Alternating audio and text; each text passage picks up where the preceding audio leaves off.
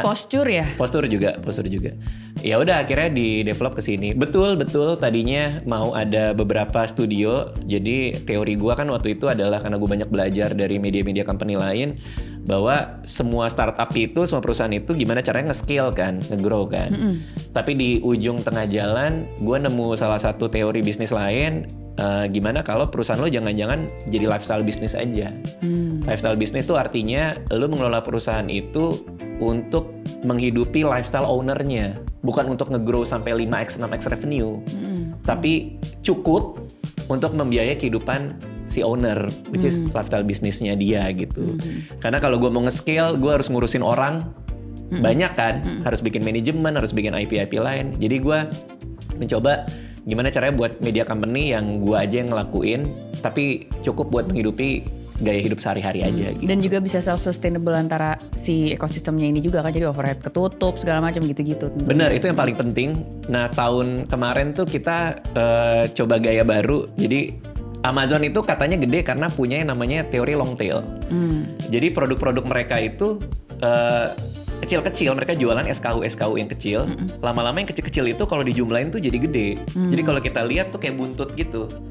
Kayak gini. Jadi bukan jualan di 1-2 produk, tapi jualan produk-produk yang kecil-kecil. Lama-lama kok dijumlahin revenue-nya jadi gede.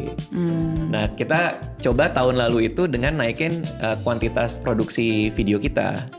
Supaya dalam tanda kutip SKU kita banyak gitu. Jadi mungkin durasinya kecil-kecil gitu. Durasinya tapi lebih mungkin banyak. Iya kan biasanya kita dulu kan sejam, 1,5 jam. Ini kita jadi 40 menit, 45 menit. Tapi kita rutin, lebih sering, lebih banyak tanpa nurunin kualitas. Sehingga tahun lalu itu kita ada berapa ratus video ya?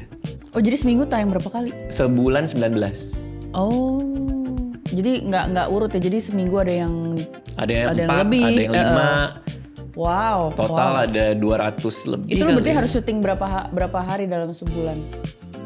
3 hari kali ya? Masa? Dalam sebulan. Dalam seminggu 3 hari.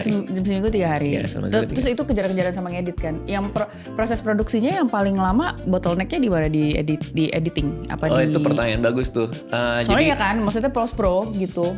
Jadi kan kita udah punya standar produksi kita sekarang jadinya. Satu video berapa jam? Berapa hari?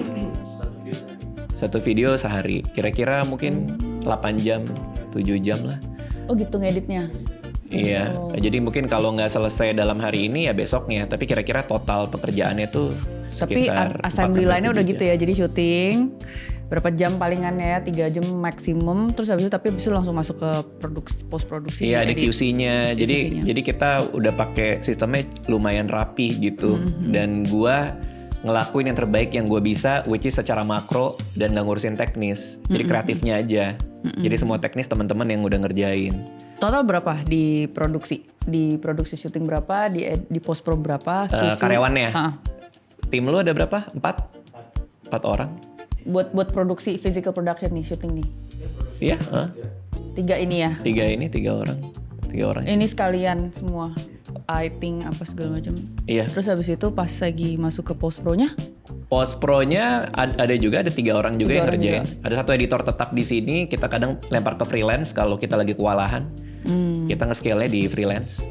Jadi ya tapi gitu. per project aja gitu ya? Per project. Yang paling penting tuh batching-nya sih. Jadi sekali kehadiran gue di sini kita bisa dapat 3 video, 4 video. Nah kebanyakan orang tuh